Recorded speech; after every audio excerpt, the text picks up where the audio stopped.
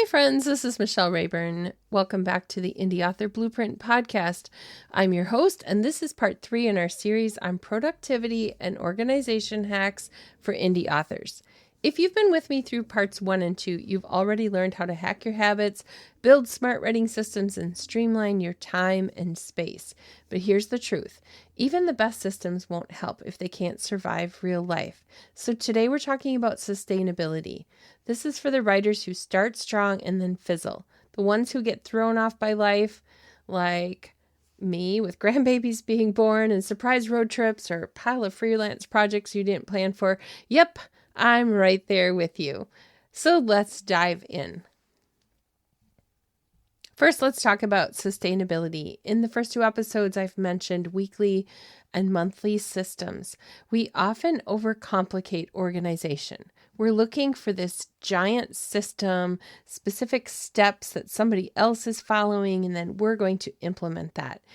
It really isn't the big overhauls. It's the small, regular resets that keep me moving forward. So let's look at a weekly review system. Here's the problem. Projects get abandoned not because they're bad ideas, but because we stop checking in on them. So I encourage you to set aside 20 to 30 minutes a week, maybe. Probably won't take more than that, to review what's in progress, prioritize your next steps, file or delete outdated materials, and write down 1 or 2 small goals. It works because whenever you stop asking, what was I working on? And you don't know where to begin, when you use a method that keeps you moving forward, you start each week with clarity. It gives you progress. It gives you visible and manageable goals. Now, if you're not a strategic person, or if you hate the word goals, I'm not really big on the big annual sitting down and establishing goals. And I know they're supposed to be smart. They're supposed to be small and measurable and actionable and all that stuff. I understand that, but also I tend to work on that system and then I don't come back to it. If that's you, if you've set the big goals and then you don't come back to it, you're probably like me and you need something sustainable that keeps you moving forward, looking at the next steps. You might need to do a monthly refresh where you look at your calendar, you archive some stuff, maybe you look at the goals, you pull them out, you celebrate your wins. Even if the win is I wrote 3 pages, or the win is I didn't lose my mind trying to find something that I would have lost my mind trying to find in the past. It could be an aha moment. These resets aren't extra work. They just prevent wasted time later. So they're really your maintenance plan. Imagine what happens if you don't take care of your car and you don't do the maintenance plan. Eventually it becomes a bigger problem. So as we look at the systems, we really want to make sure that you're putting something in place that just becomes part of a routine thing. Now, it's become so routine for me that it's not like even specifically set aside in my calendar. That's how a habit works. If you become somebody who's just beginning to look over your goals and refresh them, and you know where you're going next, then you don't even have to have the dedicated time to do it. It just becomes part of your routine thing. I'm shutting down for the day. What did I accomplish today? What am I going to do tomorrow? It's just a habit. So at first, set up that system until it becomes a habit. Let's talk about some optional tools then as writers, things that actually save you time. And some of these are going to be things you're going to be like, no, thank you. I don't need this thing. This is kind of a random collection of tools. I wanted to get sort of practical here, but again, only if you need them. I'm not going to give you a whole bunch of apps that you need to purchase, but I'm going to talk about the basics and the things that that could help you to get to that next level. So the first thing let's talk about is Microsoft Word. I still know writers who are wanting to work and publish professionally who are trying to do it without Microsoft Word. They think Google Documents is the way to go. And there is no side-by-side comparison to Microsoft Word when it comes to the things you need to do for the final publishing steps. If you are working with an editor, they're going to ask you to put it into Word. And if you don't, they're going to put it into it for you. They're going to want to track things. They're going to, maybe if they're doing your design, they're going to start some paragraph styles and get thinking ahead on the formatting that's going to happen. But also within Word, there are some keyboard shortcuts. Like I use a Mac, so it's Command, not Control, but Command and the dash, the hyphen and the dash key on the keyboard. When I hit the command, that's how I make my M and my N dash, and so it's just super fast. I'm constantly using Command Z to undo things, or Command Shift Z to redo things. I'm using the copy and paste features often. There's paragraph formatting you can do, so you don't have to go through line by line. You actually set it up so all the paragraphs are indented. So if you have not figured out how to use Microsoft Word in an efficient way, you don't have to master it all. You don't even need to know all the keyboard shortcuts. Figure out the ones that would save you from 10 clicks if you could do it in one. But also when it comes to the paragraph formatting and some of those things, block 20 minutes a week even to do a how-to video.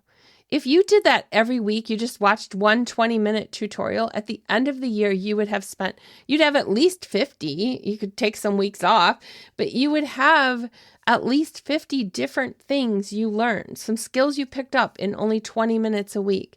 And so go out there on the Microsoft tutorials, look for the most recent ones and look for the ones that go with your computer, whether it's a PC or a Mac, and learn some new things, because you will be surprised at how much time it saves you when you become efficient with the tool that you really need.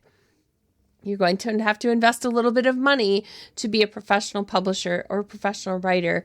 And so spending just over $100 a year on the Microsoft Office suite is not a bad deal at all, especially because you get to back up all your files to OneDrive.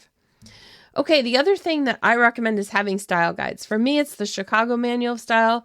I have made some cheat sheets of the most used rules or sticky notes, but I have the digital and the print versions of the Chicago Manual Style. I write in the Christian market, so I also have the Christian Writers Manual of Style, so that I have the rules of commas and capitalization and punctuation, all that stuff down.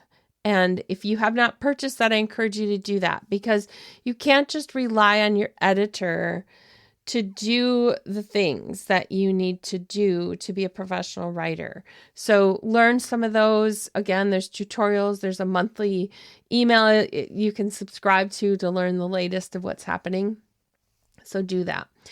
In another episode in this series, I talked about having OneDrive for backups. You can get old versions, but you could use Google Drive for backing up your files too. But if I'm paying for the Microsoft suite, that's why I'm using Microsoft Word and OneDrive, because they're part of the Microsoft suite. If you're using Google Drive and you're using Google Docs, then fine, back up your documents. But again, remember that that's a tool that's used more in the business world, and in the writing world, we can do a lot more with the Microsoft Word suite, basically. Okay, then there are some project management tools that could help you with some specific things I've talked about in other episodes. Like you might use Trello or Asana, where you have columns for the things you're plotting and drafting and editing and finalizing, and you might slide your things over from dream to in progress to finished. So you can use a method like that for tracking. Some people use Scrivener for tracking their writing, the document and the project. Whatever you use, pick something that fits your personality and not just something someone else does. And again, we're going back up to that end of the week thing, because at the end of the week or end of the month, you need that weekly review system to make sure you check in on the tool. If you never check in on the tool, then it does you no good, because you don't use it to make any progress. I've talked about AI in another episode. I do want to mention it here, because when we're thinking about time-saving hacks, we do want to use those for time saving, but not a crutch. They're not writing our content, but we might take a back cover blurb and put the one we've written in and polish it up, or we might put it into something like ChatGPT, and we might ask it to give us some social media captions that would go with this book. We might tell ChatGPT who I wrote the book for, the title of the book, the genre, and here's the back cover blurb. I need some social media ideas. And you can use it to generate. It saves some time, and then you can take the pieces you get there and organize those into action steps that you will do. You're going to need to refine to match your voice. It's not going to match you, but you get this first draft of some of those things. I'm looking at just a few more things. This is the wrap-up episode. If you notice, this is sort of everything throwing in the soup. It's the wrap-up of all the little tips and organization that didn't fit into episodes 1 and 2. And what I'm going to do with this one is I'm going to have a worksheet for a weekly review, kind of a sample, a printable. So if you're a paid subscriber, that will be with this episode as a bonus. You'll be able to print that out and use it as your little reflection to get you started in the habit of being a weekly reviewer of your progress on the organization. So if you're a paid subscriber, keep scrolling in the show notes and you'll find that after the paywall, and you can print that out and use that in your habits. So I guess the overall thing, as I think back of everything we've talked about in episodes 1 and 2 and this wrap up, is that you need to design a system that fits you. This might be the most important piece of all, because there's no one right system. Like if you're a plotter, if you're a fiction writer and you plot things out, you have a different personality from what's called a pantser, someone who flies by the seat of their pants. That means when it comes to organizing, what works for the plotter is not going to work for the person who flies by the seat of their pants. You're going to need to develop a system that works for you. And for me, it's taken some trial and error. And then when life throws me a curveball, I have to adjust and try something different. And so instead of looking at what someone else does and trying to copy that, what you want to do is ask, what helps me stay focused? Where do I get most stuck? So this takes a little pondering, like get out a piece of paper and write down what helps me stay focused. Write down, where do I get stuck? And then I want you to look back at the tips and the different things I've shared in these episodes and ask yourself, what's one small system I can try this week? Here's the truth. You don't need new software. You just need a repeatable workflow. So even paper works it works every time. If you're a paper person and it's working, then keep doing it. But if you're feeling scattered and disorganized, it's a sign that you need a new repeatable workflow. And so you're going to be practicing what works for me, what works in my personality, in my particular energy level of like how much I even work in a day. If I tell you to use the Pomodoro method, which we mentioned last week, and I say block out 6 50-minute time blocks during the day with 10-minute breaks, that's 6 hours of work and a lunch break in between. That might be very, very far from the way you work. Maybe you need 1 hour of dedicated time to work, and you're going to do that in 2 25-minute segments. You're doing what works for you. Start small then. Choose one habit, one system, or one tool and build from there. Small systems lead to finished books. They lead to confident submissions. They lead to a life where you write with less burnout and more joy. I want to thank you for listening to this series on productivity and organization for indie authors. You know this is not the end of what I'm going to be covering on this. It'll come up in the future because systems is a big part of running a publishing business, even if you're the only author who works in that publishing business. So we want to make sure that I'm going to give you ideas as system ideas come up. Again, I'm Michelle. I'm the host of Indie Author Blueprint, and here we treat publishing like a business. We treat our writing life like a craft that's worth protecting. That's the goal of what we're doing here. I want to encourage you to check out earlier parts of this series if you missed them, and other episodes where I cover some practical publishing tools. If this episode helped you, I'd love it if you'd leave a review or if you shared it with a fellow indie author. I just opened up something on Substack where if you share with people and they become subscribers, you could actually earn yourself some like a couple months of free subscription to the premium levels. So it's like being a paid subscriber, but you're not having to pay. So if you're intrigued by that, I encourage you to help influence others to follow me on Substack as well. Thank you for tuning in.